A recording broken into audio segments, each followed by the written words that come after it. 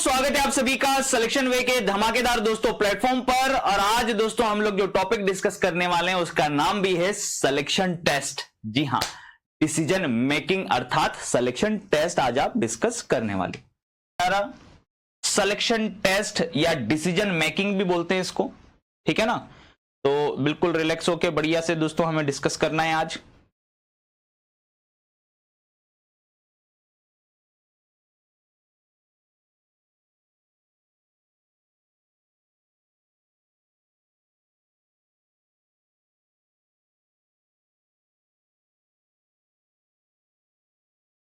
चलिए, selection test, चयन परीक्षण, इसको हम बोलते हैं चयन परीक्षण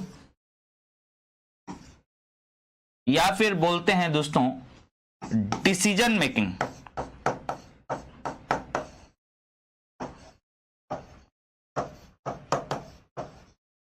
ठीक है,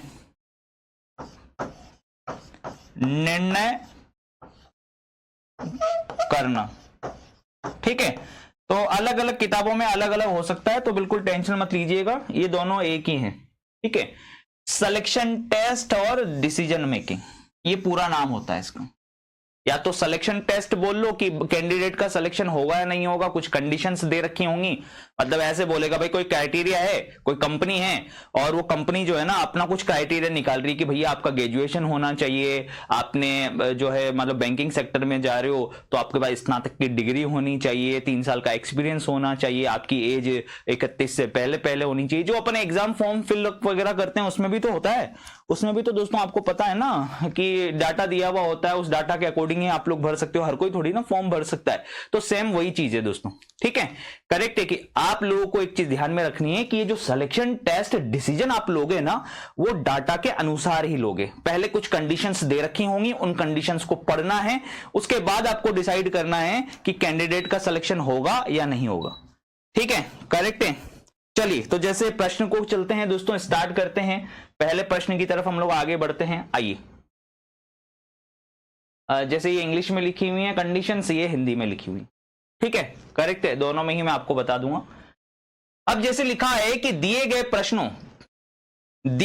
प्रश्नों का उत्तर देने के लिए नीचे दी गई जानकारी को पढ़िए। ठीक है, पासपोर्ट जारी करने के लिए निम्नलिखित शर्तें हैं। क्या जारी करने के लिए? Passport. Read the following information to answer the given question. Following are the condition of issuing a passport. Passport किसको दिया जाएगा?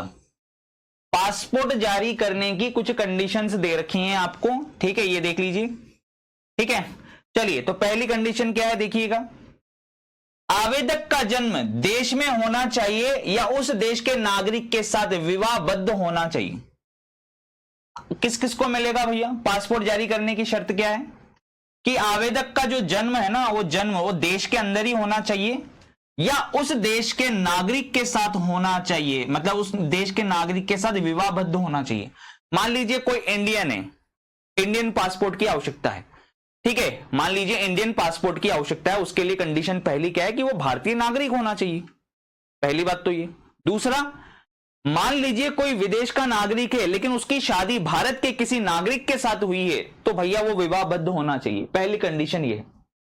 दूसरी कंडीशन दोस्तों देखिएगा, दूसरी कंडीशन क्या है, आवेदक के पास नाम, पता और उम्र के साक्ष्य के लिए अद्वितीय पहचान पत्र होना चाहिए, आइडेंटिटी कार्ड होना चाहिए, जिसमें उसका नाम लिखा हो, उसका एड्रेस लिखा हो, उसकी एज लिखी हो। ठीक है, तीसरा कंडीशन है, यदि आवेदक नाबालिग नहीं है, अर्थात उसकी आयु, ये दे भी रखा है आगे, यदि यदि आवेदक नाबालिग नहीं है तथा तो उसे 12वीं कक्षा में उत्तीर्ण होने का प्रमाण पत्र प्रस्तुत करना होगा। 18 वर्ष से कम उम्र के नाबालिग 18 वर्ष से कम उम्र के नाबालिग, यदि व्यक्ति नाबालिग है तो उसे किसी एक पालक का पहचान पत्र प्रस्तुत करना होगा, यानी कि जो उसका गार्जियन है उसका पहचान पत्र, यदि 18 वर्ष से कम उम्र है। ठीक है, अगर आप नाबालिग नहीं है, आप बालिग हैं तो कोई दिक्कत नहीं है। 12वीं क्लास जो है ना, उसमें आपने जो उत्तीर्ण होने वाला जो प्रमाण पत्र है उसको प्रस्तुत करिए, और या फिर आप लोग अगर 18 वर्ष से कम उम्र के हैं तो भैया जो आपके पालक हैं अर्थात जो आपके गार्जियन हैं, ठीक है, उनका आपको पहचान पत्र प्रस्तुत करना होगा। ये कंडीशंस दे रखी। अब आगे देखना, पासपोर्ट को पुनः जारी करने हेतु तो आवेदक के पास पुराना पासपोर्ट होना चाहिए। नए पासपोर्ट के लिए शपथ पत्र जमा करना होगा, हालांकि अगर आवेदक उसे छोड़कर अन्य सभी मानदंडों को पूरा करता है। देखिएगा इधर, अब देखिए कंडीशन कुछ और भी दे रखी है, ध्यान से समझिएगा। अगर आपको पासपोर्ट री इशू करवाना है, यानी पासपोर्ट ऑलरेडी आपके पास में बना हुआ है और पासपोर्ट को आप री इशू कराना चाहते हैं, तो आपके पास पुराना पासपोर्ट होना चाहिए। नए पासपोर्ट के लिए एक एफिडेविट लगेगा, जिसको अपन शपथ पत्र बोलते हैं, एफिडेविट पत्र जमा कराना होगा। ठीक है, हालांकि अब देखिएगा इधर, अब देखिए इसके अंदर क्या किया उसने। अब उसने बहुत ही खेल खेल लिया आपके साथ। उसने यहां पर एक लाइन दे दी, हालांकि अगर आवेदक इन्हें छोड़कर अन्य सभी, इन्हें छोड़कर, किन्हें, नीचे दो लाइनें दे रखी उन्हें, इन्हें छोड़कर इन सभी मानदंडों को पूरा करता है। कौन सा? पहला क्या है? ए उपरोक्त। ए क्या थी? पहली वाली ये लाइन। यदि आवेदक टोटल मिला के ए बी सी डी ई दिया है ना, ये ए है, ये बी है, ये सी है, ये डी है और ये ई है। ठीक है ना, उसने ए बी सी डी में दिया है, कोई बात नहीं, हमने स्टार बना दी थी, आप ए बी सी डी ई बना दीजिए। ए बी सी डी ई बना दिए मैंने। अब वो कह रहा है कि ए वाले को छोड़कर, ए उपरोक्त अर्थात ए को छोड़कर, क्योंकि लाइन में लिखा है ना, हालांकि अगर आवेदक इन्हें छोड़कर अन्य सभी मानदंडों को पूरा करता है। किन्हें छोड़कर? ए को छोड़कर, ए उपरोक्त। यदि आवेदक देश के बाहर पैदा हुआ है, ठीक है, देश में पैदा ही नहीं हुआ, वो कह रहा है कि यदि आवेदक देश के बाहर पैदा हुआ है तो आवेदन पासपोर्ट प्रधान कार्यालय को भेजा जाएगा। यदि आखिर क्या बोला है कि यदि, देखिए, ए को छोड़कर, in case applicant was born outside the country the application is referred to the passport head office. तो पासपोर्ट हेड ऑफिस के पास जाएगी। ठीक है ना, याद रखिएगा भाई साहब, किसके पास जाएगी? पासपोर्ट हेड ऑफिस जो है पासपोर्ट प्रधान कार्यालय में भेजी जाएगी। चलिए आगे लिखा हुआ है सी वाली कंडीशन। सी वाली कंडीशन को थी यदि नाबालिग नहीं है, अर्थात उसके पास क्या दिखाना था? उसको नाबालिग नहीं है और उसको दिखानी थी 12वीं क्लास का प्रमाण पत्र। ठीक है ना, तो बोल रहा है कि सी को छोड़कर यदि आवेदक ने कक्षा में 12वीं उत्तीर्ण ही नहीं की, मान लो उसने 12वीं पास ही नहीं की, तो आवेदन पासपोर्ट प्रधान कार्यालय को भेजा जाएगा। तो भी पासपोर्ट प्रधान कार्यालय में ही भेजा जाएगा भाई साहब। आगे लिखा हुआ है, अगर ई को छोड़ दिया आपने, ई वाला क्या था? ई वाला ये रहा, पुनः जारी करने के लिए पुराना पासपोर्ट होना चाहिए, ये कंडीशन थी। लेकिन अगर आपके पास पुराना पासपोर्ट नहीं है, पुराना पासपोर्ट अगर खो गया है, तो आवेदन को नया आवेदन समझा जाएगा, यानी आपको फिर से दोबारा से ही नया प्रोसेस से ही करना पड़ेगा। ठीक है, री इशू नहीं होगा, फिर अगर पुराना नहीं है तो आपको दोबारा से करना पड़ेगा। अब बोल रहा है कि यदि इन मानदंडों और जानकारी के आधार पर प्रत्येक मामले में कार्यवाही का निर्णय लें, और आप कुछ भी अपने आप से मान नहीं सकते, आपको यही कंडीशंस फॉलो करनी है, इसके अलावा आप कुछ भी मान नहीं सकते। तो भैया जल्दी जल्दी से बता दो, पहली क्या कंडीशन थी दोस्तों? जल्दी जल्दी से पढ़ लो, ये आपको दिमाग वहां पे आएगा, एग्जाम हॉल में भी ऐसा ही आएगा प्रश्न, ये मान लीजिए। फर्स्ट कंडीशन ये है पासपोर्ट जारी करने की कि आपका जन्म देश में होना चाहिए और देश के किसी नागरिक के साथ आपका मैरिज होना चाहिए। दूसरा, आवेदक के पास नाम, पता और उम्र के साक्ष्य अर्थात पहचान पत्र होना चाहिए। तीसरा, अगर आप नाबालिग नहीं हैं तो 12वीं क्लास का सर्टिफिकेट चाहिए, और अगर आपकी उम्र 18 से कम है, अगर आप नाबालिग हैं तो आपके किसी गार्जियन का आपको क्या चाहिए? पहचान पत्र चाहिए, आइडेंटिफिकेशन के लिए आईडी कार्ड चाहिए। तो और फिर पांचवा है, पासपोर्ट पुनः जारी करने के लिए, री इशू कराने के लिए पुराना पासपोर्ट होना चाहिए। लेकिन अगर आपके पास में भैया पहली वाली कंडीशन यानी आपका जन्म देश में नहीं हुआ है, बाहर हुआ है देश के बाहर, तो भैया आपका कहां पासपोर्ट प्रधान कार्यालय में भेजा जाएगा आवेदन। सी, अगर भैया आपने 12वीं कक्षा को उत्तीर्ण नहीं किया है तो भी पासपोर्ट प्रधान कार्यालय में भेजा जाएगा। और ई, यदि पुराना पासपोर्ट आपका खो गया है तो भाई साहब आपको नया आवेदन समझा जाएगा। चलिए अब पहला प्रश्न क्या है, ये रहा पहला प्रश्न। 15 वर्षीय विजय का जन्म देश में हुआ है। ठीक है भाई साहब, ध्यान से पढ़ लेना आप लाइन को। 15 वर्षीय विजय का जन्म देश में हुआ है, उसके पास अद्वितीय पहचान पत्र है। तो चलिए टोटल कितनी 5 कंडीशन थी ना, A B C D E, A B C D E. चलिए चेक कर लेते कौन कौन सी कंडीशन पे फॉलो हो रहा है, कौन कौन सी कंडीशन को ये लागू कर रहा है भाई साहब। चलिए फॉलो कर रहा है, देख लेते हैं।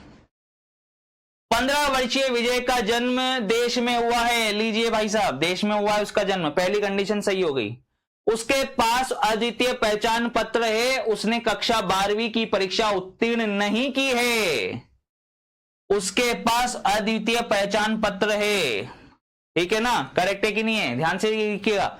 जन्म देश में भी हुआ है और उसके पास अद्वितीय पहचान पत्र है, अर्थात उसके पास आईडी कार्ड है। आईडी कार्ड किसके लिए चाहिए था हमें, नाम पता और उम्र के साक्ष्य के लिए हमें अद्वितीय पहचान पत्र चाहिए था। तो पहली कंडीशन फॉलो कर रहा है, देश में जन्म हुआ है, उसके पास अद्वितीय पहचान पत्र भी है, ये भी फॉलो कर रहा है। लेकिन तीसरी कंडीशन फॉलो नहीं कर रहा है, कक्षा में उत्तीर्ण नहीं हुआ है वो 12वीं में, ये देखिए साफ साफ लिखा हुआ है 12वीं कक्षा में उत्तीर्ण नहीं की है और उसके पास उसका पुराना पासपोर्ट लेकिन है। अरे आपने 12वीं कक्षा उत्तीर्ण नहीं की और उसके पास पुराना पासपोर्ट है, तो केवल उसकी मां के पास अद्वितीय पहचान पत्र है, परंतु पिता के पास नहीं है, क्योंकि पिता का जन्म इस देश में नहीं हुआ है।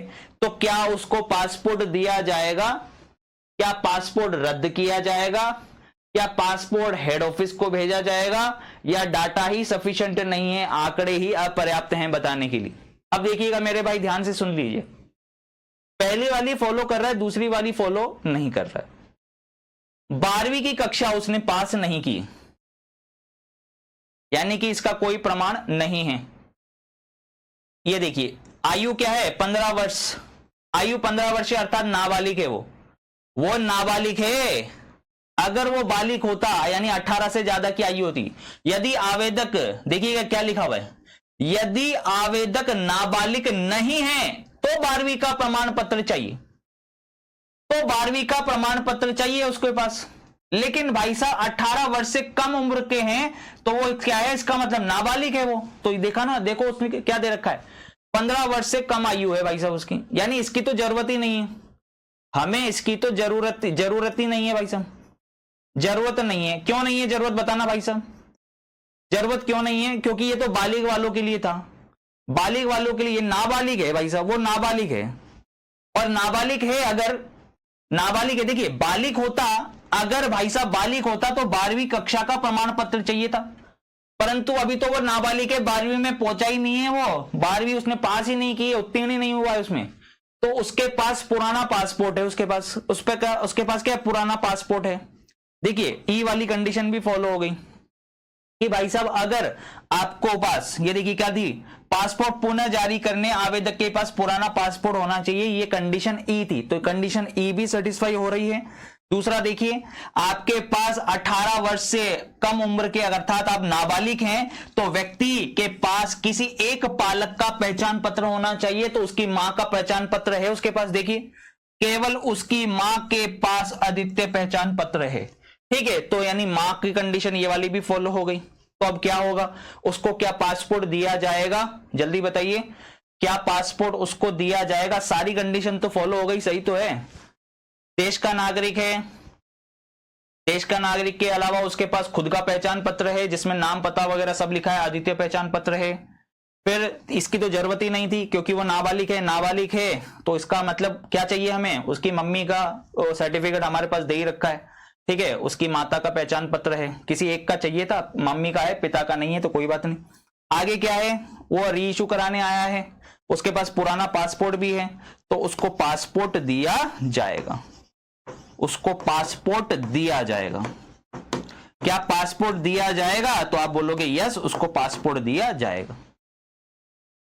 क्या उसको पासपोर्ट दिया जाएगा? जल्दी बता दीजिए कि यस, अलॉट पासपोर्ट, उसको पासपोर्ट दिया जाएगा।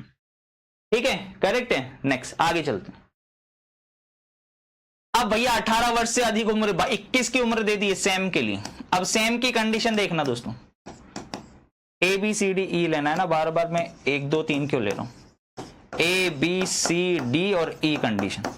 चलिए सबसे पहले देखिए, 21 वर्षीय सैम का विवाह रीता से हुआ है जो देश की नागरिक है। बस देश की नागरिक है तो भैया बहुत अच्छी बात है। उसके पास नए पासपोर्ट के लिए शपथ पत्र है, उसके पास दोनों का अर्थात उसका तथा उसकी पत्नी का अद्वितीय पहचान पत्र भी है। बहुत अच्छी बात, ये ले लीजिए भाई साहब, पहली कंडीशन बिल्कुल सही है। ठीक है, और उनके पास क्या है? अद्वितीय पहचान पत्र भी है। ये देख लो, उन दोनों के पास, उसका और उसकी पत्नी का अद्वितीय पहचान पत्र भी है, अर्थात उसमें नाम पता वगैरह सब लिखा होगा, अद्वितीय पहचान पत्र भी। तीसरी कंडीशन क्या है? क्या है भाई साहब? 21 वर्ष की आयु है। 21 वर्ष की आयु से विवाह रीता से हुआ है। किसका? सैम का। सैम की बात हो रही है यहां पर, यानी सैम बाहर का नागरिक है, हो सकता है। 21 वर्षीय सैम का विवाह रीता से हुआ है जो देश की नागरिक है। तो कौन है देश की नागरिक? रीता देश की नागरिक है। जो के बाद वाला सेंटेंस किसके लिए यूज होता है? तुरंत पहले वाले के लिए, यानी रीता देश की नागरिक है। बस यही चाहिए था हमको, कोई दिक्कत नहीं। आगे देखिएगा दोस्तों क्या है, अगला क्या लिखा है? पासपोर्ट के लिए शपथ पत्र है, उसके पास दोनों का अर्थात उसका और उसकी पत्नी का अद्वितीय पहचान पत्र भी। अब एक बात बताओ, 21 वर्ष का है तो बालिग है ना यार, 21 वर्ष का है तो बालिग है। अब जब यार बालिग है तो हमें तो भैया ये भी तो चाहिए थी तीसरी कंडीशन। अगर आप बालिग हैं, 21 वर्ष के हैं अर्थात बालिग हैं, नाबालिग थोड़ी हैं, आप बालिग हैं, इसका मतलब बालिग हैं, तो भैया हमें 12th का सर्टिफिकेट भी तो चाहिए था। हमें भैया 12th सर्टिफिकेट भी तो चाहिए था। आपके पास 12th सर्टिफिकेट तो है ही नहीं, उसके बारे में तो बात ही नहीं की आपने। ये कंडीशन तो आपने खराब कर दी। ये देखो आपको भाई साहब 12th का सर्टिफिकेट चाहिए था, लेकिन भैया आपके पास 12th का सर्टिफिकेट नहीं है, यानी सी वाली कंडीशन फॉलो करनी की आपने। हमें इसकी तो जरूरत ही नहीं है, क्योंकि बालिग है तो नाबालिग वाले की तो जरूरत ही नहीं है इस वाली कंडीशन की, क्योंकि वो 21 साल का है तो वो खुद का देखभाल रख सकता है। 18 वर्ष से कम आयु के लिए चाहिए था तो इसकी तो जरूरत ही नहीं पड़ी। अगला क्या है? पासपोर्ट के लिए शपथ पत्र है। अब देखना, ध्यान से आंखें खोलकर देखना, कंडीशन क्या थी। यदि आवेदक देश के बाहर पैदा हुआ है और आवेदन पासपोर्ट प्रदान कार्यालय को भेजा जाता है। पहली कंडीशन, यदि आवेदक देश के बाहर पैदा हुआ, आवेदक का जन्म देश में होना चाहिए या उस देश के नागरिक के साथ विवाहबद्ध होना चाहिए, तो है ना, उस देश का नागरिक होना चाहिए या देश के उस नागरिक के साथ विवाहबद्ध होना चाहिए। तो देश के नागरिक के साथ तो विवाहबद्ध है ही, कोई दिक्कत ही नहीं, तो यानी ये तो हटा दो। नाम पता और साक्ष्य के लिए अद्वितीय पहचान पत्र है उसके पास। अब देखिए कंडीशन सी अगर फॉलो नहीं करता, ये लिखा हुआ है उपरोक्त सी, कंडीशन सी, यदि आवेदक के पास कक्षा 12वीं उत्तीर्ण नहीं की है तो आवेदन कहां भेजा जाएगा? आवेदन पासपोर्ट प्रदान कार्यालय को भेजा जाएगा। सही है कि नहीं है? करेक्ट है कि नहीं है? पासपोर्ट जारी करने हेतु आवेदक के पास पुराना पासपोर्ट होना चाहिए या नए पासपोर्ट के लिए शपथ पत्र होना चाहिए। ठीक है, क्या होना चाहिए? नए पासपोर्ट के लिए शपथ पत्र जमा कराना चाहिए। तो शपथ पत्र तो है उसके पास भाई साहब, लिखा हुआ है, साफ साफ लिखा हुआ है। उन दोनों, देखिए उसके पास क्या, उसके पास नए पासपोर्ट के लिए शपथ पत्र है। तो देखिएगा पहले वाली कंडीशन फॉलो कर रहा है। देश की एक लड़की है रीता, उसके साथ उसकी शादी हुई है, आयु 21 वर्ष से ज्यादा है, और ये भी हमारे पास, उसके पास क्या है? अद्वितीय पहचान पत्र है। दोनों का, पति और पत्नी दोनों का अद्वितीय पहचान पत्र है। वो भैया 21 वर्ष से अधिक आयु के हैं अर्थात बालिग हैं। बालिग है तो हमें 12th क्लास का सर्टिफिकेट चाहिए था, लेकिन 12th क्लास का सर्टिफिकेट नहीं है आपके पास। 12th क्लास का सर्टिफिकेट नहीं है, लेकिन नए आवेदन करने के लिए शपथ पत्र है। तो अब ये किसके पास भेजा जाएगा? जल्दी से बता दो। ये किसके पास भेजा जाएगा, किसको रेफर किया जाएगा, अगर ये पासपोर्ट प्रधान कार्यालय में भेजा जाएगा, पासपोर्ट हेड ऑफिस में भेजा जाएगा। ये एप्लीकेशन किसके पास भेजा जाएगा, ये एप्लीकेशन पासपोर्ट प्रधान है नहीं हेड ऑफिस में, refer to the head office, यह आवेदन हेड ऑफिस में भेजा जाएगा, मुख्य कार्यालय को भेजा जाएगा। ये किसके पास भेजा जाएगा, ये मुख्य कार्यालय में भेजा जाएगा। चलिए दोस्तों तीसरी कंडीशन पे चलते हैं। चलिए तीसरा प्रश्न देखिए, ए बी, पहले आपको वही कंडीशंस पढ़नी है। चलिए पढ़िए। सीमा का पुराना पासपोर्ट खो गया है, वह 75 वर्ष की है और उसका जन्म देश के बाहर हुआ है तथा उसके पास अद्वितीय पहचान पत्र भी नहीं है तथा उसने कक्षा 10वीं तक ही पढ़ाई की है, उसके पास शपथ पत्र है। बहुत अच्छी बात है। आइए दोस्तों देखिए, नए पासपोर्ट के लिए क्या होना चाहिए था, शपथ पत्र चाहिए था, तो शपथ पत्र तो है उसके पास। पुराना पासपोर्ट भले से उसका खो गया है, लेकिन नए पासपोर्ट के लिए उसके पास क्या है, शपथ पत्र है। सीमा का पुराना पासपोर्ट खो गया है, वह 75 वर्ष की है, उसका जन्म देश के बाहर हुआ था तथा उसके पास अद्वितीय पहचान पत्र नहीं है। ध्यान से देखिए, लो उसके पास अद्वितीय पहचान पत्र भी नहीं है, यानी ये कंडीशन भी नहीं है उसके पास, ये कंडीशन भी फॉलो नहीं कर रहा, देश के बाहर हुआ है उसका जन्म, ये कंडीशन भी फॉलो नहीं। पहली कंडीशन क्या थी, देश में होना चाहिए, तो देश में नहीं हुआ है, खत्म। आयु 75 वर्ष की है, जी हाँ, यानी वो बालिक है, 75 वर्ष की है अर्थात वो बालिक है। अगर वो बालिक है तो भैया पहले तो 12th क्लास का सर्टिफिकेट चाहिए अपने को, 12th का सर्टिफिकेट चाहिए। 12th का सर्टिफिकेट है क्या उसके पास, जल्दी से बता दो फटाफट से। बालिक तो है, चलो क्या है, क्या 12th का सर्टिफिकेट है, 12th का सर्टिफिकेट भी नहीं है उसके पास। अब 12th का सर्टिफिकेट भी नहीं है, इसकी तो जरूरत ही नहीं है हमको, इस वाले केस की तो बालिक नहीं है की जरूरत नहीं है, क्योंकि वो बालिक है तो हमें 12th का सर्टिफिकेट चाहिए था, वो नहीं है उसके पास। आगे शपथ पत्र जरूर है। अब एक बात बताओ क्या होगा, अरे भाई इतनी सारी कंडीशन तो ऑलरेडी रॉन्ग है, तो रेफर क्यों करेंगे, रिजेक्ट कर देंगे पासपोर्ट। पासपोर्ट क्यों कर देंगे, रिजेक्ट कर देंगे। पासपोर्ट क्या कर देंगे दोस्तों, पासपोर्ट रिजेक्ट हो जाएगा भैया, इसका पासपोर्ट रद्द किया जाएगा। पहली बात तो अगर आप भारत की नागरिक, मतलब आप अगर उस देश की नागरिक नहीं है, आपका जन्म बाहर हुआ है, तो उसके लिए कंडीशन उसने दे रखी थी। क्या थी कंडीशन, ये कंडीशन थी कि भाई साहब यदि आप देश के बाहर पैदा हुए हो तो आपका पासपोर्ट प्रधान कार्यालय में भेजा जाएगा। कब, जब इन पांचों कंडीशंस में से सिर्फ ये एक कंडीशन फॉलो ना हो रही हो। कंडीशन है ए बी सी डी, 5 प्रमुख कंडीशंस दे रखी हैं आपको, परंतु इन 5 प्रमुख कंडीशंस में से अगर एक ए वाली कंडीशन फॉलो नहीं हो रही है, ठीक है, यानी अगर आपका जन्म देश के बाहर हुआ है तो पासपोर्ट प्रधान कार्यालय में जाएगा। क्या बाकी की सारी कंडीशन फॉलो हो रही हैं, कहां हो रही हैं भाई साहब, कहां हो रही हैं बताइए आप, बाकी की कंडीशन कहां फॉलो हो रही हैं। दूसरी वाली भी गलत है, उसके पास अद्वितीय पहचान पत्र ही नहीं है भैया, वो तो मस्त है अद्वितीय पहचान पत्र, जिसमें आपका क्या लिखा होना चाहिए, जिसमें आपका नाम, पता और उम्र के साक्ष्य होने चाहिए अद्वितीय पहचान पत्र के माध्यम से, वो भी नहीं है आपके पास। और अगर ये नहीं है तो वैसे ही सिलेक्शन नहीं है, क्योंकि देखिए बी कंडीशन तो मस्त है भाई, बी कंडीशन तो 100% फॉलो होनी चाहिए, क्योंकि ए सी और ई में कुछ ना कुछ डिफेक्ट हो गया फिर भी चलेगा, लेकिन अद्वितीय पहचान पत्र तो चाहिए ही चाहिए। ये तो स्टार बना के लिखा हुआ है ऑलरेडी, यूं समझ लो आप, सही है कि नहीं, करेक्ट है। चलिए आइए आगे, अगला क्वेश्चन करते हैं। Next question, next conditions. दोस्तों अब नेक्स्ट कंडीशंस देखिएगा, आ जाइए सर। हमें यहां पर कुछ कंडीशन दे रखी है, किसी किसान को बाढ़ से नुकसान हुआ है, ध्यान से देख लीजिएगा, किसी किसान को बाढ़ से नुकसान की भरपाई के लिए दिए जाने वाले 5 लाख रुपए के लिए निम्नलिखित शर्तें हैं। पहली कंडीशन क्या है, पहली शर्त क्या है भाई साहब, ध्यान से देखिएगा। पहली शर्त यह है कि बाढ़ के द्वारा प्रभावित होने वाले खेत को कम से कम 5 एकड़ लेकिन 25 एकड़ से अधिक नहीं होना चाहिए, पहली कंडीशन ये। दूसरी कंडीशन, बाढ़ग्रस्त खेत कम से कम 1 सप्ताह तक और कम से कम 2 फीट पानी में डूबा होना चाहिए। तीसरी कंडीशन, किसान की अन्य स्रोतों से आय 20,000 रुपए प्रति माह से अधिक नहीं होनी चाहिए। चौथी कंडीशन, बाढ़ के समय खेत में खड़ी फसल होनी चाहिए।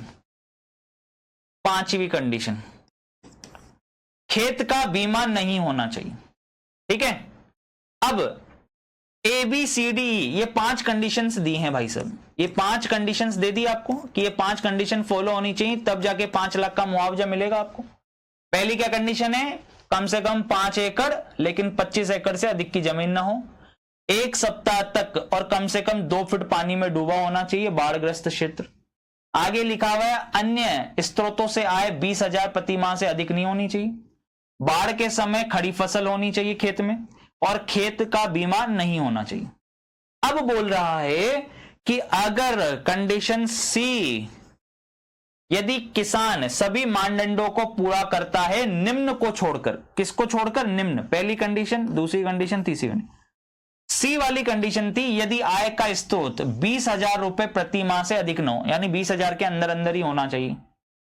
अगर मान लो 20,000 से ज्यादा, प्रति माह 20,000 से ज्यादा कमाता है वो, अतिरिक्त आय के स्रोत से अगर किसान 20,000 रुपए से अधिक कमाता है, तो भैया इस प्रकार मिलने वाली, किसी भी प्रकार की मिलने वाली छूट अन्य आय से निकाल दी जाएगी। बहुत बड़ी। तो अगर आपकी आय, याद रखिएगा, 20,000 से अधिक है, मान लीजिए 50,000 है, आपकी आय, अतिरिक्त आय 20,000 से ना होकर 50,000 है, यानी 30,000 अगर एक्स्ट्रा आप प्राप्त कर रहे हो, तो फिर वो 30,000 रुपए जो है ना इस 5 लाख में से निकाल दिया जाएगा। किसी भी प्रकार की मिलने वाली छूट, किसी भी प्रकार की मिलने वाली छूट, 5 लाख रुपए की छूट मिल रही है ना, किसी भी प्रकार की मिलने वाली छूट अन्य आय से निकाल दी जाएगी। किसी भी प्रकार की मिलने वाली छूट अन्य आय से निकाल दी जाएगी, यानी अन्य आय अपनी कितनी है, 30,000 है ना, तो भैया वो 30,000 निकाल दिए जाएंगे आपके मुआवजे में से, फिर आपको 4,70,000 का मुआवजा मिलेगा, 5 लाख का नहीं मिलेगा। नेक्स्ट, अगला क्या है, यदि बाढ़ के समय खेत में खड़ी फसल होनी चाहिए। डी कंडीशन ये थी, ठीक है, सी कंडीशन, डी कंडीशन, और डी कंडीशन ये है कि भैया यदि बाढ़ के समय खेत में खड़ी फसल होनी चाहिए, यदि फसल की कटाई हुई हो तथा फसल पानी में डूबी हुई हो, तो केवल 2.5 लाख रुपए ही मिलेंगे। अगर पूरी की पूरी फसल की आपने कटाई कर दी है और भैया वो पानी में डूबी है, तो 2.5 लाख रुपए ही मिलेंगे। फिर आगे चलिए, ई कंडीशन क्या है, यदि बीमित व्यक्ति और बीमा दावा 5 लाख रुपए से कम हो, ठीक है ना। देखिए क्या है, खेत का, उसने तो कंडीशन बोली है खेत का बीमा ही नहीं होना चाहिए, परंतु यदि मान लो बीमित व्यक्ति और बीमा का दावा 5 लाख रुपए से अगर कम है ना, तो केवल अंतर के बराबर का ही मुआवजा दिया जाएगा। मान लो व्यक्ति के पास 3 लाख का बीमा है, 5 लाख रुपए से कम का मान लो बीमा है, मान लो 3 लाख का बीमा है, तो अब राशि कितनी मिलेगी, जो 5 लाख रुपए मुआवजे के मिलते और वो 3 लाख रुपए, तो फिर अब आपको इसका मतलब बीमा से मिल गए, ठीक है। तो इसका मतलब 5 में से 3 लाख हटा देंगे, अंतर कितना हुआ, 2 लाख के बराबर का ही मुआवजा मिलेगा, ठीक है। ये कंडीशन से। आइए पहला प्रश्न करते हैं। किसान एक्स के पास 30 एकड़ खेत है, लो भाई साहब, जिसमें से 15 एकड़ 10 दिन से 1.5 फीट पानी के नीचे डूबे हुए हैं। पहली कंडीशन क्या थी दोस्तों, क्या थी कंडीशन, उसके पास कम से कम 5 एकड़ लेकिन 25 एकड़ से अधिक नहीं होना चाहिए। लेकिन आप तो भैया यहां देखो, आंखें खोलकर देखो कि किसान के पास 30 एकड़ खेत हैं, लेकिन लेकिन लेकिन लेकिन लेकिन 15 एकड़ 10 दिन से 1.5 फीट पानी के नीचे डूबा हुआ है। किसान की अन्य आय में 25,000 रुपए प्रति माह की आय है, इसमें से 6,000 रुपए प्रति माह छूट भी शामिल है। जब खेत में बाढ़ आई तब फसल की कटाई नहीं हुई थी और खेत का बीमा भी नहीं किया गया है। तो चलिए एक एक करके कंडीशन बनाते हैं दोस्तों, ए, बी, सी, डी और ई। क्या बोली कंडीशन, पहली कंडीशन बोली कि बाढ़ के द्वारा प्रभावित होने वाले खेत, बाढ़ के द्वारा प्रभावित होने वाले खेत को कम से कम 5 एकड़ लेकिन 25 कम से कम 5 एकड़ लेकिन 25 एकड़ से अधिक नहीं होना चाहिए। अरे मैं कह रहा हूं किसान के पास 100 एकड़ खेत हो, किसान के पास 200 एकड़ खेत हो, हमें उससे क्या मतलब, हमें तो ये देखना है ना कि 5 से लेके 25 एकड़ तक के बीच का जो खेत है ना, वो अगर प्रभावित है, तो उसने यही तो बोला है कि किसान एक्स के पास 30 एकड़ खेत है। अरे एकड़ खेत 300 500 1000 हो, हमें उससे क्या मतलब।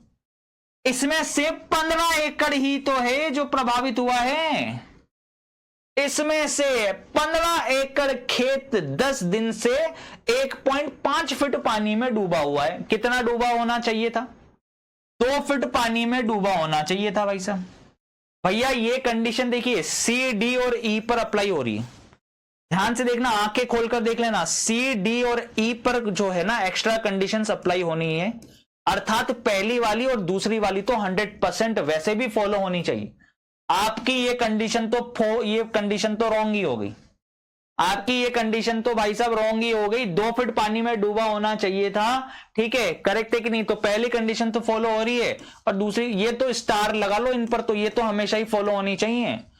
चलिए 15 फीट डूबा हुआ है, बहुत अच्छी बात है, लेकिन 1.5 फीट ही डूबा हुआ है, 2 फीट होना चाहिए था। अरे भाई 2 फीट होना चाहिए था, 1.5 फीट ही डूबा हुआ है, तो ये कंडीशन तो हो गई रॉन्ग। आगे क्या लिखा हुआ है? अन्य आय में 25,000 रुपए प्रति माह की आय है।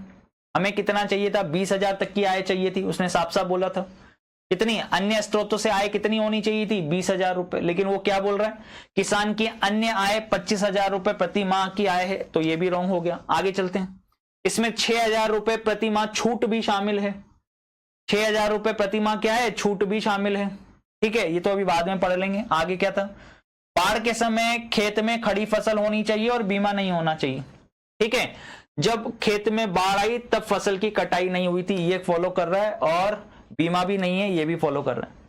लेकिन भैया अब आप देखिए ये कंडीशन तो वैसे ही रॉन्ग, ये कंडीशन फिर भी इसके लिए तो अपन को एक्स्ट्रा कंडीशंस दे रखी थी ना, छूट, एक्स्ट्रा की छूट क्या दे रखी थी उसको भी पढ़ लेते हैं एक बार, चलिए, ताकि आपको हैबिचुअल हो जाएंगे। परंतु इसका वैसे भी नहीं मिलेगा, इसको मिलेगा तो वैसे भी नहीं, पर फिर भी पढ़ लेते हैं। क्या क्या कंडीशन थी दोस्तों, जल्दी बताइए। पहली कंडीशन ये थी किसी भी प्रकार की मिलने वाली छूट अन्य आय से निकाल दी जाएगी। बिल्कुल, किसी भी प्रकार की मिलने वाली छूट, मिल रही है छूट कितने की? 6,000 रुपए की मिल रही है छूट, तो उसको अन्य आय से निकाल देंगे। सही है, करेक्ट है। अन्य आय कितनी है? 25,000 है, 6,000 रुपए निकाल देंगे भाई साहब, अन्य आय से निकाल देंगे भाई साहब, ठीक है, साफ साफ लिखा हुआ है उसमें, क्लियरली लिखा हुआ है। यदि किसी भी प्रकार की मिलने वाली छूट अन्य आय से निकाल दी जाएगी, तो अन्य आय से जब निकालोगे, थोड़ा दिमाग लगाना भाई साहब, अन्य आय से अब निकालो। अन्य आय कितनी थी? 25,000। अब अगर 25,000 में से हमने 6,000 निकाल लिए, तो कुल मिला के कितना बचा? 19,000। अब ये 19,000 वास्तविक आय है उसकी, अन्य आय एक तरीके से क्या है उसकी? अब 19,000 है। अब 19,000 है तो 19,000 20,000 के अंतर्गत आ गई ना, सही है कि नहीं है? अब खुद दिमाग लगाइए, 6,000 की छूट मिल रही है, अतिरिक्त आय उसकी 25,000 है, तो 25,000 में से 6,000 रुपए निकाल दिए, यानी 19,000 है। यानी अब ये कंडीशन सही हो गई, सी वाली कंडीशन सही हो गई कि नहीं हो गई? सही है कि नहीं? सी वाली कंडीशन भी सही हो गई। लेकिन अभी 2 फीट वाले इसका क्या करें? ये तो गलती है ना।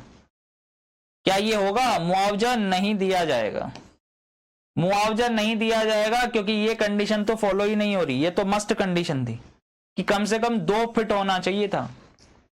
कितना होना चाहिए था? 2 फीट।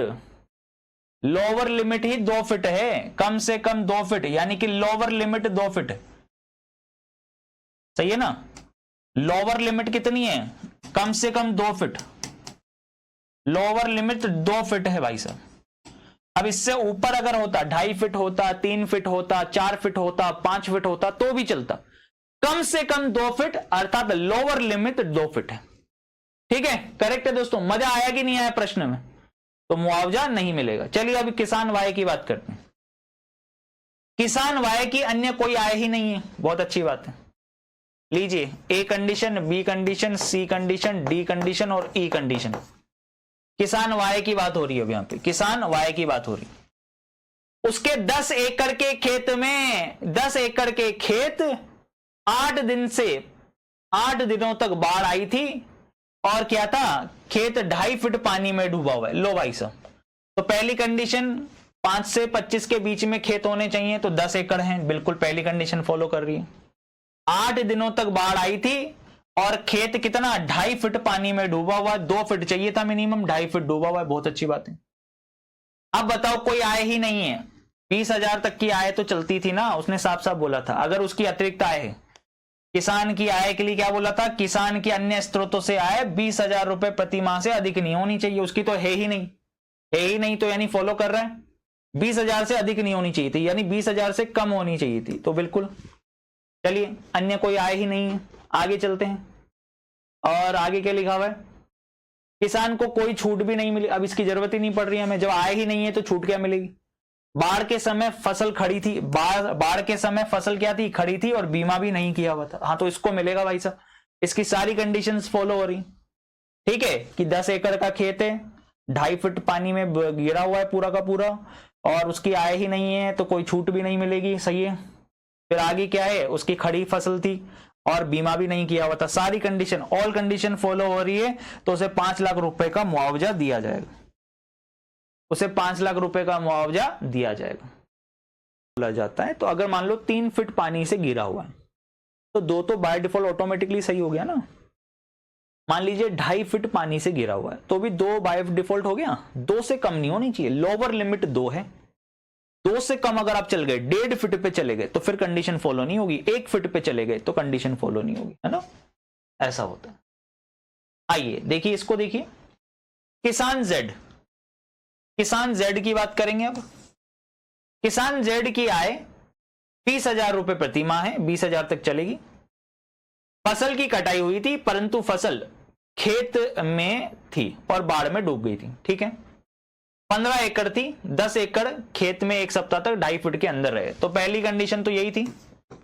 टोटल 15 फीट खेत, मतलब 15 एकड़ खेत थे उसके, और उसमें से 10 एकड़ खेत 1 सप्ताह तक 2.5 फीट पानी में डूबे हुए थे, तो बिल्कुल। तो पहली कंडीशन 5 से 25 के बीच में खेत होने चाहिए, तो बिल्कुल ये कंडीशन फॉलो हो रही है।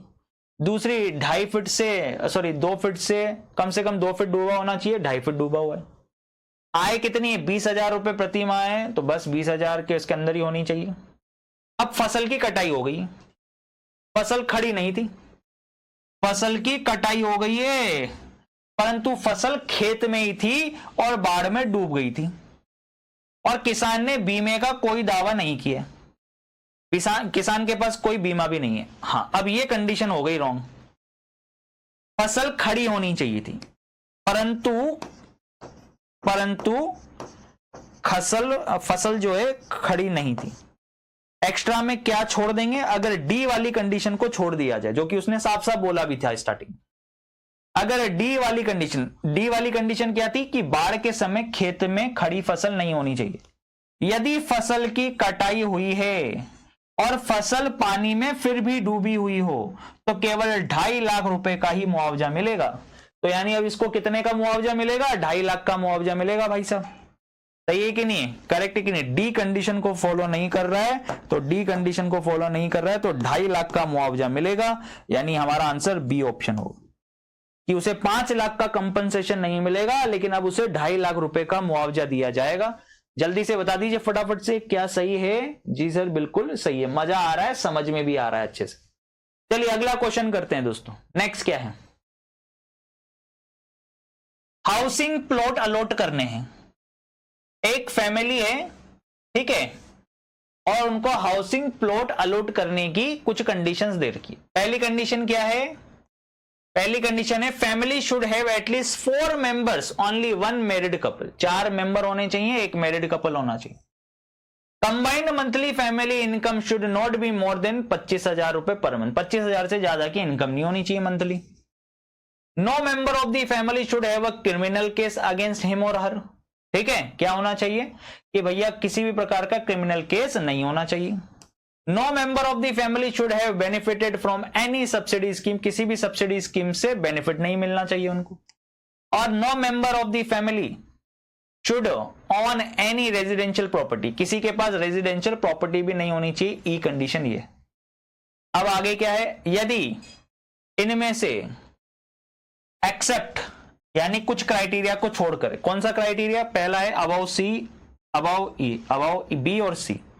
देखिएगा इधर क्या बोला है कि if combined income include pension. अगर कंबाइंड इनकम में पेंशन आ रही है भाई साहब, तो फिर पेंशन अमाउंट भी डिडक्टिबल, तो पेंशन अमाउंट को हटा दिया जाएगा। ठीक है, करेक्ट है, वो डिडक्टिबल रहेगी, कोई दिक्कत नहीं है, उसको हटा देंगे। मान लीजिए 25,000 रुपए उनकी आय है, लेकिन अब 15,000 रुपए, मतलब टोटल मिला के जो आय है ना, मान लीजिए उनकी फैमिली इनकम की आय 35,000।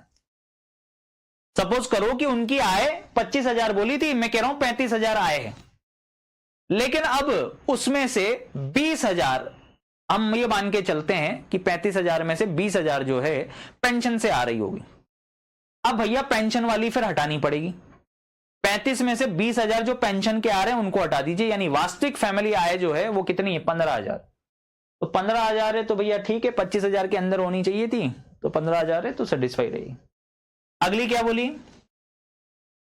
अगली कंडीशन है if the member has been release from imprisonment then the case is refer to the central police station. अगर प्रिजनमेंट में रहा हुआ है भाई साहब, ठीक है, तो फिर अगर मान लो केस वेस चल रहा है और वहां पर है, पुलिस स्टेशन में भेजा जाएगा एक। तो members has been released from imprisonment then the case is referred to the central police station. आगे ई के अंदर क्या दिया है, if living in the same rented property for more than 7 years, अगर वो 7 साल से अधिक समय से एक ही प्रॉपर्टी में रेंटेड हैं, then it will be refer to the own residential property. तो उसे हम क्या करेंगे, तो इसको हम as a own residential property ही कंसीडर करेंगे। ठीक है, करेक्ट है। चलिए अब हिंदी में भी समझ लीजिए आराम से। आवंटन के समय एक परिवार को आवास भूखंड आवंटित करने की कुछ शर्तें हैं। पहली शर्त, परिवार में कम से कम 4, एटलीस्ट, वही लोअर लिमिट 4 कर दी, 4 से ज्यादा होंगे तो भी चलेगा, कम से कम 4 सदस्य होने चाहिए, उनमें से एक विवाहित जोड़ा होना चाहिए। एटलीस्ट अगर मान लो 6 सदस्य हैं तो भी चलेगा, 5 सदस्य हैं तो भी चलेगा, 8 सदस्य हैं तो भी चलेगा, 10 सदस्य हैं तो भी चलेगा। कम से कम 4 का मतलब है कि 4 तो होने ही चाहिए, 4 से ज्यादा होंगे तो भी चलेगा, और उनमें से एक विवाहित होना चाहिए, मैरिड कपल होना चाहिए। दूसरी कंडीशन क्या है कि मासिक आय पूरी फैमिली की, ठीक है, आय प्रति माह 25,000 से अधिक नहीं होनी चाहिए। ठीक है, संयुक्त मासिक आय यानी पूरी फैमिली की मासिक आय। तीसरा है, परिवार के किसी भी सदस्य के खिलाफ आपराधिक मामला नहीं होना चाहिए। चौथा, परिवार के किसी भी सदस्य को किसी अन्य सब्सिडी योजना से लाभ नहीं पहुंचा होना चाहिए। पांचवी कंडीशन, परिवार के किसी भी सदस्य के पास कोई आवासीय संपत्ति नहीं होनी चाहिए, कोई आवासीय संपत्ति नहीं होनी चाहिए। अब हालांकि परिवार में जो अन्य सभी मानदंडों को पूरा करता है, इसको छोड़कर, कौन सी कंडीशन को छोड़कर, देखिएगा, 20 से ऊपर अर्थात 25,000 से ऊपर, 25,000 से ऊपर की यदि आय है, 20 से ऊपर अर्थात मासिक आय 25,000 से अगर ऊपर है, यदि संयुक्त आय में पेंशन शामिल है, यदि उस आय में पेंशन शामिल है, तो पेंशन की राशि को कटौती योग्य है, तो पेंशन राशि में कटौती योग्य, तो पेंशन राशि में कटौती योग्य है। ठीक है, बहुत अच्छी। आगे देखिए, सी से ऊपर, यदि किसी भी सदस्य के खिलाफ आपराधिक मामला नहीं होना चाहिए, परंतु अगर मान लीजिए आपराधिक मामला है, सी कंडीशन को फॉलो नहीं कर रहा है, ठीक है, बी कंडीशन को फॉलो नहीं कर रहा है, और उसके बाद सी कंडीशन के लिए बोला है कि सी कंडीशन को फॉलो नहीं कर रहा है। अगर सदस्य को कारावास से रिहा किया गया है, कारावास से रिहा कर दिया, अर्थात वो जेल में था और उसको वहां से रिहा कर दिया है, तो अब ये जो मामला होगा ना, सेंट्रल पुलिस स्टेशन को भेजा जाएगा। उसने पहले तो यही बोला था कि भैया अपराधी नहीं होना चाहिए, परंतु अगर वो अपराधी था और कारावास से उसको रिहा कर दिया गया है, तो मामला सेंट्रल पुलिस स्टेशन को भेजा जाएगा। ई कंडीशन क्या है, ई के ऊपर, यदि 7 से अधिक वर्षों के लिए एक ही किराए की संपत्ति में रहते हैं, तो इसे स्वामित्व वाली आवासीय संपत्ति के रूप में माना जाएगा। ठीक है भाई साहब, करेक्ट है। ई के ऊपर, ई का मतलब क्या था, वो कह रहा है कि किसी भी सदस्य के पास आवासीय संपत्ति नहीं होनी चाहिए, परंतु अगर भाई साहब आप 7 से अधिक वर्षों के लिए एक ही किराए की संपत्ति में रहते हैं, तो इसे स्वामित्व वाली आवासीय संपत्ति के रूप में माना जाएगा। तो चलिए भाई पहली कंडीशन करते हैं। पहली कंडीशन क्या है, आ जाइए, ए बी सी डी और ई, 5 कंडीशंस हैं दोस्तों, ध्यान से देख लेना, आंखें खोल के 5 कंडीशंस हैं जिनमें से आपको ये तो पता लग ही गया होगा कि ये जो है ना ए और डी वाला, देखिए बी सी ई में तो चलेगा एक्सेप्शन, परंतु ए और डी तो फिर भी होनी चाहिए कि किसी सब्सिडी से लाभ नहीं होना चाहिए और परिवार में कम से कम 4 सदस्य तो होने ही चाहिए। ये तो दो तो मस्ट है। एक परिवार ए में एक पिता, एक माताजी, एक दादाजी और 2 बच्चे हैं। ध्यान से देखिए कितने हो गए, एक पिता एक मां, तो ये विवाहित हो गए, ऑब्वियस सी बात है, पिता और मां। एक दादाजी, 3 लोग ये हो गए, और 2 बच्चे, यानी टोटल 5 बच्चे, टोटल 5 लोग हो गए। तो बिल्कुल कम से कम 4 लोग होने चाहिए थे, एक विवाहित होना चाहिए था, ऑब्वियस सी बात है, पहली कंडीशन फुलफिल हो रही। 3 साल पहले पिता को दंगा करने के लिए, ध्यान से सुनिएगा, 3 साल पहले पिता को दंगा करने के लिए 2 साल की कैद हुई थी। 3 साल पहले दंगा किया था, उनको 2 साल की कैद हुई थी, तो इसका मतलब अब वो छूट चुके हैं, यही हुआ ना इसका मतलब। यार 3 साल पहले दंगा किया, उसके लिए 2 साल की कैद हुई थी।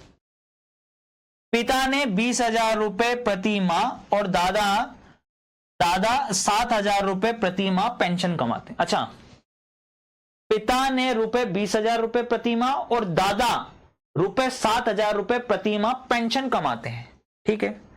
अन्य सदस्यों में से कोई भी नहीं कमाता है, परिवार को कोई सब्सिडी नहीं मिली, परिवार को कोई सब्सिडी नहीं मिली है, यानी कि डी कंडीशन ये भी फॉलो कर रहा अभी फिलहाल, है ना। परिवार को कोई सब्सिडी नहीं मिली है और न ही उनके पास कोई आवासीय संपत्ति है और वे पिछले 5 वर्षों से किराए के घर में रह रहे हैं।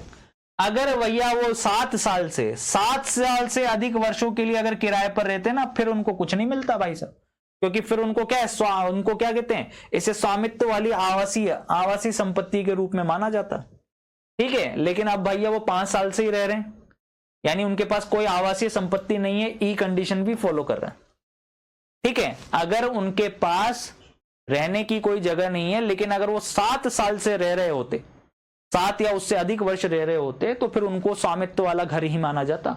लेकिन नहीं, वो पिछले 5 वर्षों से ही किराए के घर में रह रहे हैं, यानी उनके पास कोई आवासीय संपत्ति नहीं है, ये कंसिडर किया जाए।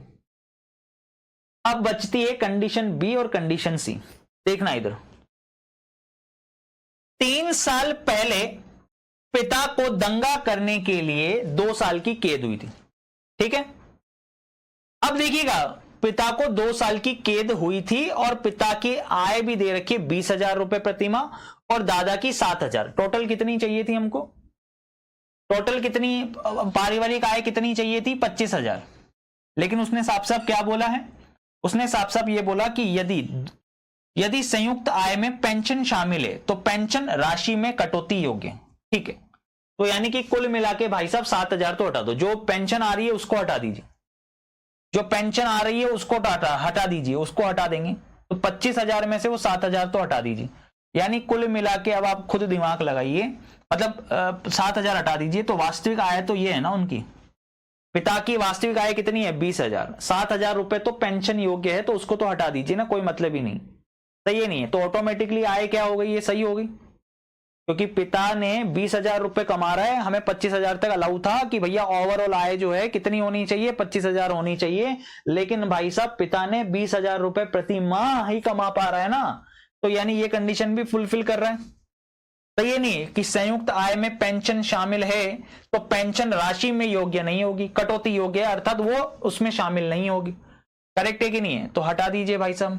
तो 20,000 रुपए तो उसके पिता को मिल रहे थे, प्लस 7,000 रुपए उसकी पेंशन आ रही थी, तो ये 7,000 तो हम काउंट करेंगे नहीं, कुल मिला के 20,000 ही काउंट करेंगे। तो आय कितनी होनी चाहिए थी, 25,000 से अधिक नहीं होनी चाहिए थी। तो ये कंडीशन भी फॉलो हो रही है भाई साहब। आगे देखिएगा क्या बोला है, अब बारी आती है इसकी, केस नहीं होना चाहिए था। उसने साफ साफ बोला था कि किसी भी सदस्य के खिलाफ आपराधिक मामला नहीं होना चाहिए था, लेकिन अब भाई साहब आपके पास तो आपराधिक मामला है, यानी इस कंडीशन को आप फॉलो नहीं कर रहे हैं, सी वाली कंडीशन को फॉलो नहीं कर रहे, क्योंकि आपके ऊपर चल रहा है आपराधिक मामला।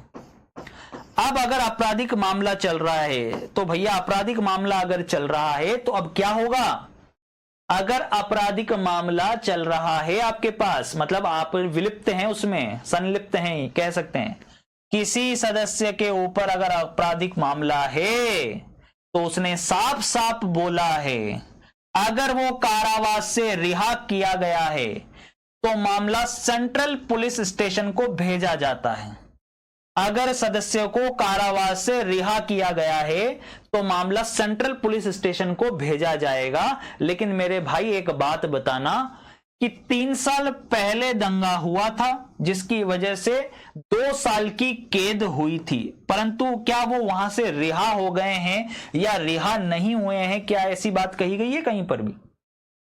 आप मुझे बस इतना बता दो कि क्या आपको यह कहा गया है कि वो 2 साल की कैद पूरी हो गई है? 3 साल पहले दंगा हुआ था, ठीक है। 3 years ago the father was imprisoned for 2 years of, अच्छा 3 से, यहां पे इंग्लिश में तो सही लिखा हुआ है यार, 3 साल पहले दंगा करने के लिए 2 साल की, यहां तो हो गई, यानी रिहा हो गया है। हाँ तो रिहा हो गया तो पुलिस स्टेशन को भेजा जाएगा, ठीक है, ये तो हो गया,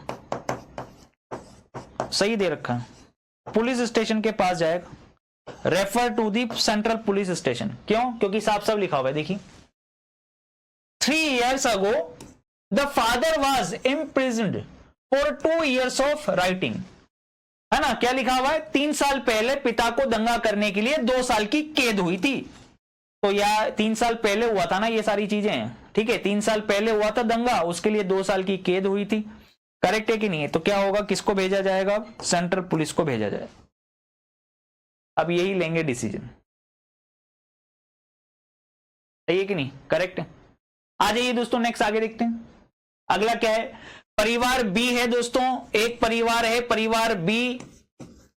अब इसकी कंडीशंस को देख लीजिए फटाफट से।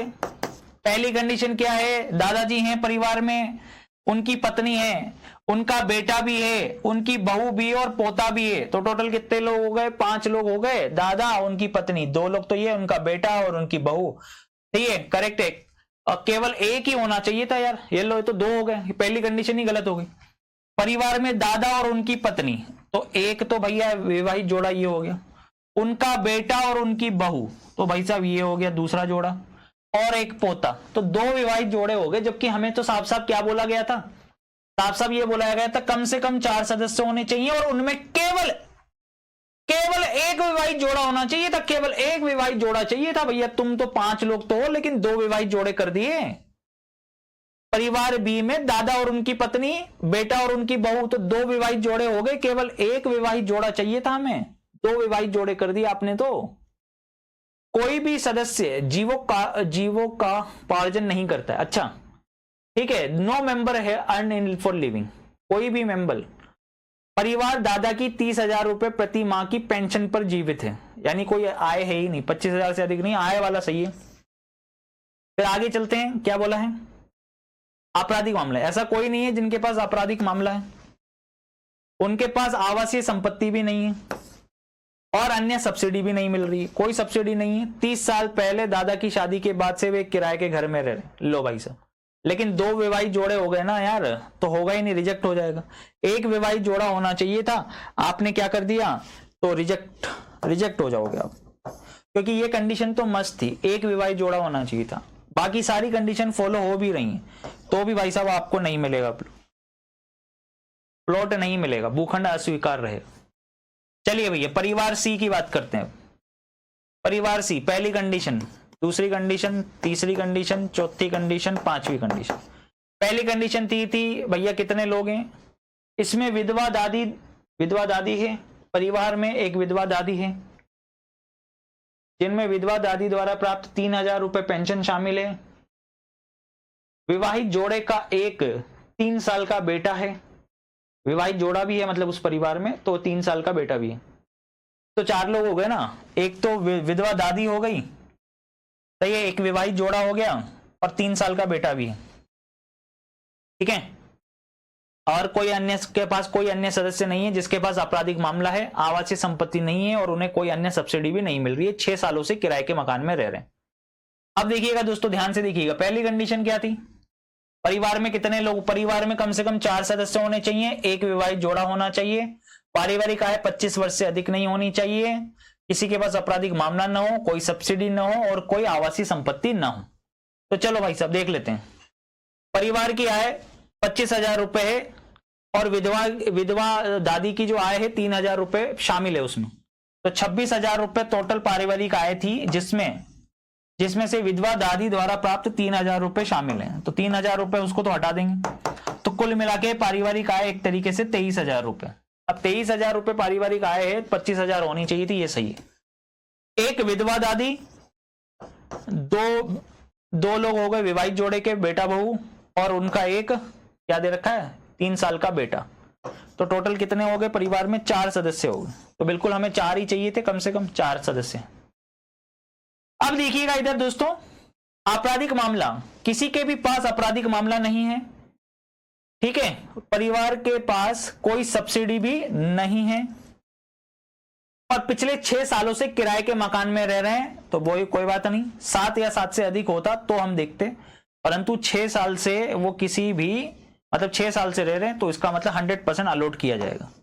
प्लॉट 100% अलॉट होगा इन व्यक्तियों को, 100% प्लॉट अलॉट किया जाएगा। आ जाइए दोस्तों, और करते हैं 1-2 प्रश्न, ठीक है, ध्यान से देखिएगा। गायन प्रतियोगिता टीवी शो में जज बनने के लिए कुछ मानदंड है, जज बनने के लिए कुछ दे रखे हैं। तो पहला दे रखा है, जज बनने के लिए क्या होना चाहिए? कम से कम पुरस्कार जीता हो उसने। अगर आपको जज बनना है तो संगीत या गायन में आपने कोई पुरस्कार जीता हो। दूसरा, व्यक्ति को कम से कम 10 वर्षों के लिए, कम से कम 10 वर्षों के लिए संगीत उद्योग में काम किया हो। तीसरा, कम से कम 3 भाषाएं बोलने में सक्षम हो। चौथा, अपनी वार्षिक आय का कम से कम 10% आप अगर दान देने को तैयार हो। यदि व्यक्ति को, प्रतियोगिता विजेता को अपनी वार्षिक आय का कम से कम 10% दान करने को तैयार हो। 5वीं कंडीशन, 35 वर्ष से छोटा नहीं होना चाहिए व्यक्ति, और न ही उसकी आयु 70 से अधिक होनी चाहिए, यानी आयु होनी चाहिए 35 से 70 के बीच में। अब कुछ कंडीशंस भी दे रखी हैं उपरोक्त बी को छोड़कर। बी वाली कंडीशन क्या थी कि भाई साहब अगर 10 वर्ष काम नहीं किया, यदि इस व्यक्ति के मानदंड को पूरा नहीं करता है तो उसके आवेदक को रोककर रखा जाएगा। अच्छा, अगर 10 वर्ष वाली कंडीशन फॉलो नहीं हो रही है कि आपने काम किया है, तो आपके आवेदक को रोक दिया जाएगा। अगला क्या है? D condition. उपरोक्त डी को छोड़कर, डी वाली कंडीशन थी कि कम से कम 10% दान देने को तैयार हो, परंतु यहां बोला है कि डी को छोड़कर, अर्थात वो 10% दान देने को तैयार ना हो, तो व्यक्ति ने अपने जीवन में किसी भी समय अपनी वार्षिक आय का 50% दान किया हो तो इस शर्त से छूट प्राप्त होगी।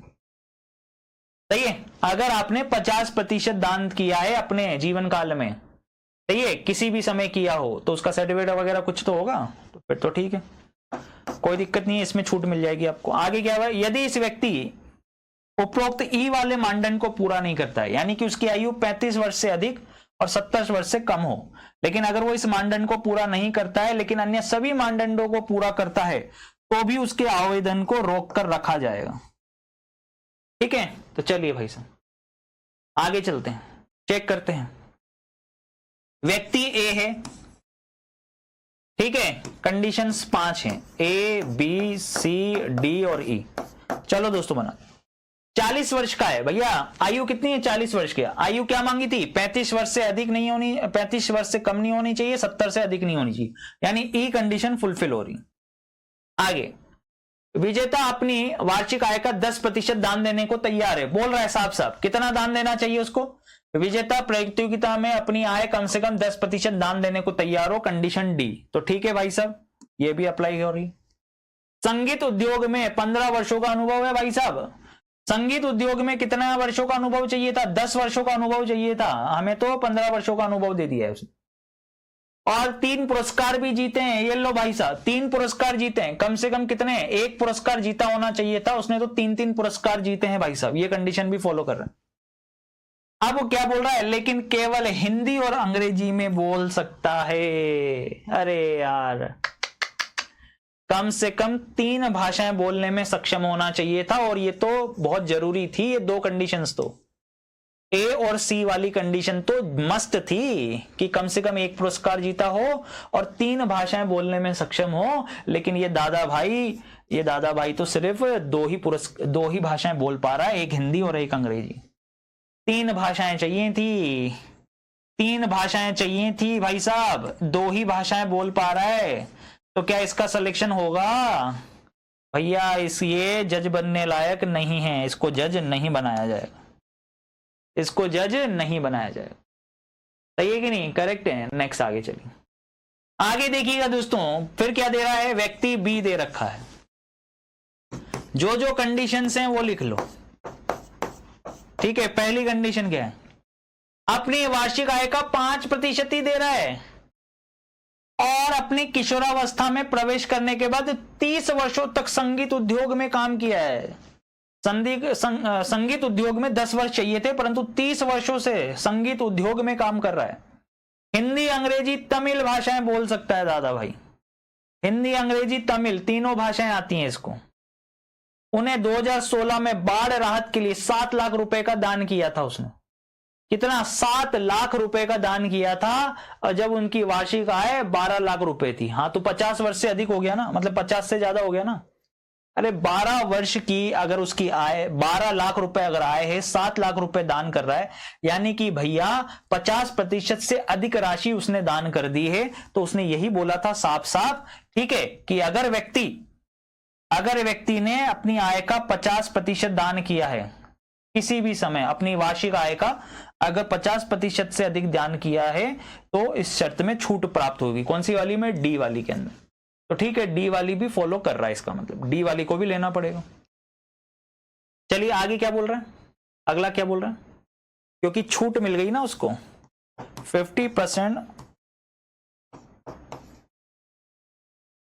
ईयरली इनकम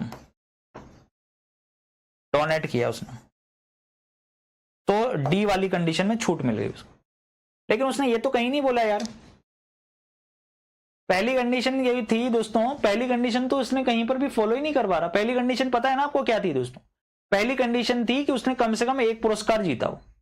तो पुरस्कार वाली बात कहां आ रही है इसमें? उसमें पुरस्कार वाली बात तो बता दो एक बार, कि बी अपनी वार्षिक आय का 5% प्रतियोगिता विजेता को दान करने के लिए तैयार है। हमें तो 10% चाहिए था यार, हमें दान कितना चाहिए था भैया? 10% चाहिए था। उस व्यक्ति की प्रतियोगिता आय में 10% दान करने को तैयार हो, लेकिन अगर 5% ही दान कर रहा है और किसी समय उसने भैया 50% दान किया है, तो इस डी वाली कंडीशन में छूट मिल जाएगी। चलो मिल गई उसको डी वाली कंडीशन में छूट। 3 भाषाएं भी बोल रहा है, ये भी हो गया। संगीत तो BCD तो फॉलो कर रहा है, BCD तो फॉलो कर रहा है, लेकिन भैया अब BCD तो फॉलो करने से क्या होगा? ए और ई वाली भी तो फॉलो करनी चाहिए ना। ध्यान से देखिएगा, फिर से पढ़ते हैं। बी अपनी वार्षिक आय का 5%, ये वाली कंडीशन फुलफिल हो गई है, क्योंकि आगे जाके 50 कर रहा है। किशोरावस्था में प्रवेश करने के बाद से 30 वर्षों तक संगीत उद्योग में काम किया है। वह हिंदी, अंग्रेजी, तमिल और अपनी मातृभाषा में बात कर सकता है। उन्होंने 2017 में बाढ़ राहत के लिए इतना दान किया है, और जब उनकी वार्षिक आय 12 लाख रुपए थी, यानी ये डाटा नहीं दिया है उसने कितने पुरस्कार जीते हैं, इसके बारे में डाटा ही नहीं है भैया, मिसिंग है, डाटा मिसिंग है। उसने ये वाली चीज मिसिंग कर दी है। तीसरी चीज, 30 वर्षों से अधिक उद्योग में काम कर रहा है किशोरावस्था से। अब 30 वर्षों से भी अधिक भाई साहब उम्र में काम कर रहा है। हमें एज चाहिए थी 35 से 70, हमें 35 से 70 के बीच में एज चाहिए थी, लेकिन 30 वर्षों से तो वह संगीत ही गा रहा है। तो किशोरावस्था बाल्यावस्था होती है दोस्तों, 8 साल तक बाल्यावस्था ली जाती है ना, शायद, है ना, 5 साल के बाद से, या 8 साल से लेके 18 वर्ष तक के बीच की जो आयु होती है वो किशोरावस्था हो जाती है। करेक्ट है कि नहीं? किशोरावस्था बोला है तो चलो ये भी मैं मान लूं, चलो हटाओ, मैं ये भी मान लूं कि हाँ चलो ठीक है 35 से 70 के बीच की आयु होगी, क्योंकि 30 वर्ष से तो वो संगीत में काम ही कर रहा है, तो 8-10 साल का तो रहा ही होगा, किशोर तो वो रहा ही होगा, यानी ये कंडीशन मान लो फुलफिल कर भी रहा है वो, तो भी ये डाटा तो मिसिंग है। डाटा पूरा नहीं है, विवरण प्राप्त करने के लिए आवेदन को रोक कर रखा जाएगा या सिलेक्शन नहीं होगा, ये बात की बात है, आपके पास डाटा ही पूरा नहीं है। उसने एक कंडीशन और दी है, डाटा इनएडुकेट, अर्थात आंकड़े अपर्याप्त हैं, आंकड़े अपर्याप्त हैं, विवरण अपर्याप्त है, क्योंकि भैया आपको पुरस्कार नहीं मिला है या मिला है उसके बारे में किसी भी प्रकार का डाटा नहीं है। पुरस्कार वाला तो डाटा ही मिसिंग कर दिया, इसलिए हम इसको नहीं कह सकते इस एप्लीकेशन का क्या करना है, क्योंकि आंकड़े अपर्याप्त हैं। रोक कर नहीं रखा जाएगा, रोक कर तो तब रखा जाता जब ये दो कंडीशन फुलफिल नहीं होती। कौन सी वाली? एक तो बी वाली कंडीशन, यानी 10 वर्ष वाला अगर ये कंडीशन फुलफिल नहीं होता तब रोक कर रखा जाता, या फिर भाई साहब उसकी आयु 35 से 70 के बीच में प्राप्त ना हो तब रोक कर रखा जाता। ये डाटा तो दिया ही नहीं उसने कि संगीत में कम से कम 1 पुरस्कार प्राप्त होना चाहिए, ये डाटा तो है ही नहीं, तो डाटा इनएडुकेट है। ठीक है दोस्तों, अब आप कर सकते हो आसानी से, कोई दिक्कत नहीं।